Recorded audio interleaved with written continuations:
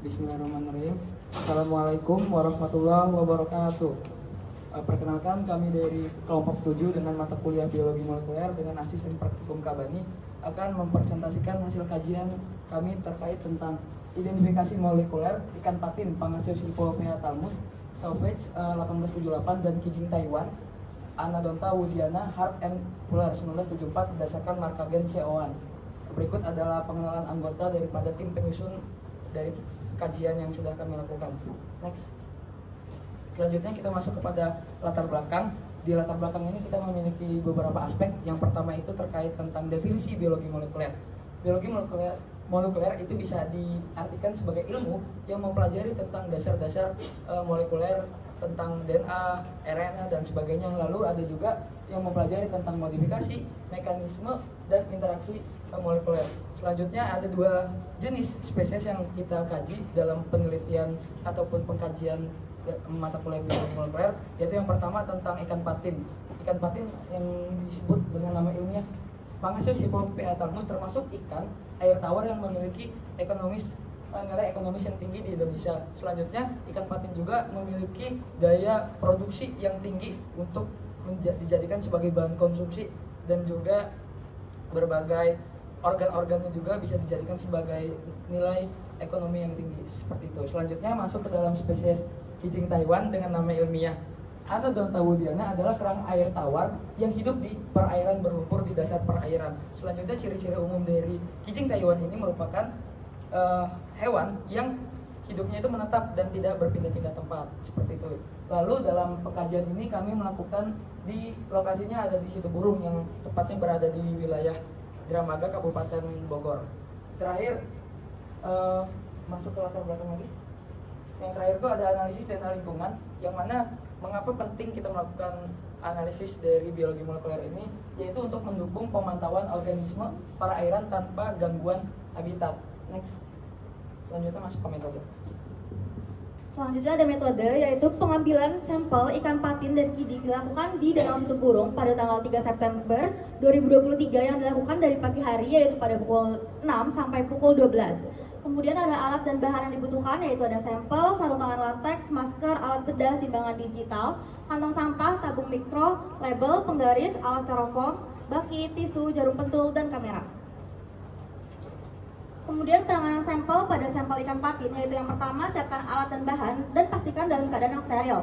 Kemudian ambil ikan lalu tusuk kepala hingga pingsan dan ambil daging ikan dekat sirip dorsal. Kemudian masukkan daging ikan ke mikrotub steril, lalu ambil 0,05 gram bagian dari daging ikan dan masukkan 0,05 gram bagian ikan ke dalam mikrotub. Lalu mikrotub tersebut dimasukkan ke alat elektroforesis. Kemudian penanganan sampel pada kijing Taiwan, yaitu yang pertama siapkan alat dan bahan dan pastikan dalam keadaan yang steril. Kemudian pilih kijing lalu buka cangkang dengan hati-hati. Lalu ambil daging kijing dari bagian otot, kemudian masukkan daging kijing ke dalam mikrotub steril dan ambil 0,05 gram bagian dari daging kijing dan 0,05 gram bagian tersebut dimasukkan ke dalam mikrotub. Lalu mikrotub tersebut dimasukkan ke dalam alat elektroforesis. Selanjutnya kita masuk ke dalam prosedur kerja. Dalam prosedur kerja terdapat 3 bagian, yaitu yang pertama isolasi dan ekstraksi. Untuk isolasi DNA dapat dilakukan melalui 5 tahapan, yaitu isolasi sel, pelisihan dinding dan membran sel, pengekstrasian dalam larutan, dan purifikasi serta presipitasi. Oke, yang selanjutnya ada uji kualitas DNA. Uji kualitas DNA itu sendiri adalah untuk menguji kualitas DNA itu sendiri. Oke, selanjutnya yang ketiga terdapat amplifikasi dan visualisasi. Dalam metode tersebut terdapat 3 tahapan. Yang pertama ada pradenaturasi, denaturasi, dan juga annealing. Next. Selanjutnya adalah hasil elektroforesis. Menunjukkan pada hasil ini pita-pita yang dihasilkan ini terang dan jelas sehingga tidak ada smear yang signifikan yang mempengaruhi dari hasil visualisasi pita DNA tersebut. Nah, pita DNA ini menyebar secara merata sehingga dapat dikatakan sampel ini sangat baik. Nah, sampel ini juga memiliki ketebalan yang merata. Nah, maka dari itu proses dari hasil elektroforesis ini dapat dikatakan sangat baik. Selanjutnya akan lanjutkan.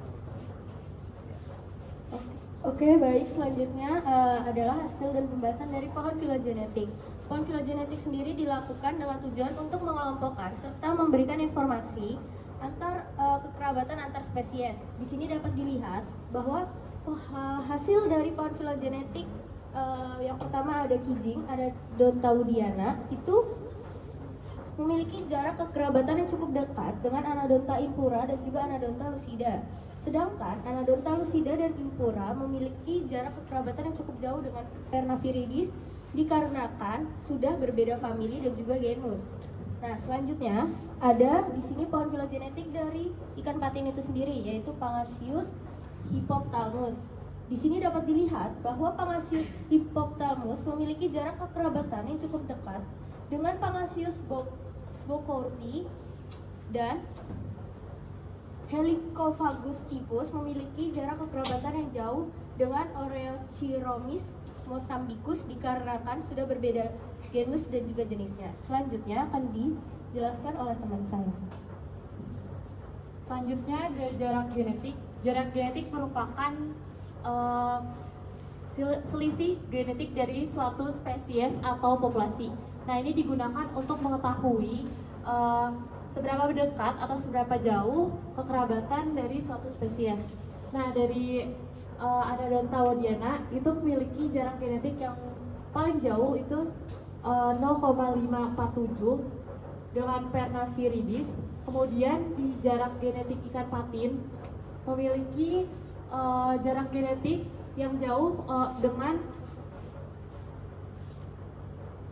2,37 dengan Oreochromis mosambicus. Di sini dengan adanya keragaman jarak genetik ini dipengaruhi oleh adanya faktor eksternal dan internal. Faktor eksternal mulai dari lingkungan, lalu faktor internal dari reproduksi dan jenis makanan. Lalu ada komposisi basa. Di komposisi basa ini untuk komposisi basa kijing Taiwan paling tinggi ada di rata-rata guanin dengan rata-rata 26,5 dan paling kecil ada di sitosin sebanyak 22,2. Lalu untuk komposisi basa ikan patin sendiri paling tinggi ada di Aldin sebanyak 27,9 dan paling kecil ada di guanin sebanyak 20,7.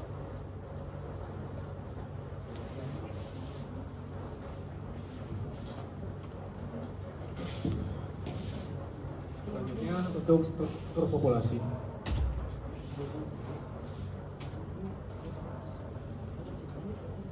Lalu untuk keanekaragaman kijing itu sendiri dapat dilihat dengan nilai tertinggi yaitu di sebesar 0,6 itu yang terendah, sedangkan kalau untuk di keanekaragaman laki-laki ikan patin itu yang tertingginya itu terdapat di Cina dan juga Malaysia. Selanjutnya bisa dilihat sendiri ada struktur populasi kijing Taiwan atau Anodonta woodyana. Berdasarkan data di atas, Anodonta woodyana di lokasi India dan Jepang memiliki nilai yang sangat tinggi, yaitu nilainya sebesar 1,0. Kemudian nilai yang paling kecilnya itu ada di lokasi Cina, yaitu 0,6. Dan kita dapat menyimpulkan bahwa Anodonta woodyana ini mempunyai populasi yang sangat tinggi. Next. Masuk ke kesimpulan dan saran. Kesimpulan dari kajian ini yang pertama adalah analisis elektroforesis DNA ikan patin menunjukkan bahwa proses amplifikasi DNA dilakukan dengan baik dan sampel yang dihasilkan memiliki kualitas yang baik. Analisis jarak genetik menunjukkan hubungan kekerabatan antar spesies kijing, di mana jarak genetik yang kecil menandakan hubungan genetik yang dekat. Analisis filogenetik menunjukkan hubungan kekerabatan evolusioner antar spesies termasuk ikan patin. Analisis komposisi basa nukleotida menunjukkan perbedaan dalam rata-rata basa nukleotida sebanyak pada DNA ikan patin dan kijing Taiwan yang menunjukkan perbedaan dalam kekuatan ikatan ganda DNA. Sarannya pengkajian harus dilakukan ulang karena memiliki potensi yang lebih. Oke, baik, demikianlah pemaparan presentasi terkait identifikasi molekuler dari jenis ikan patin dan juga kijing Taiwan dari kelompok 7 mata kuliah biologi molekuler. Kurang lebihnya kami mohon maaf. Kami tutup. Wassalamualaikum warahmatullahi wabarakatuh. Waalaikumsalam.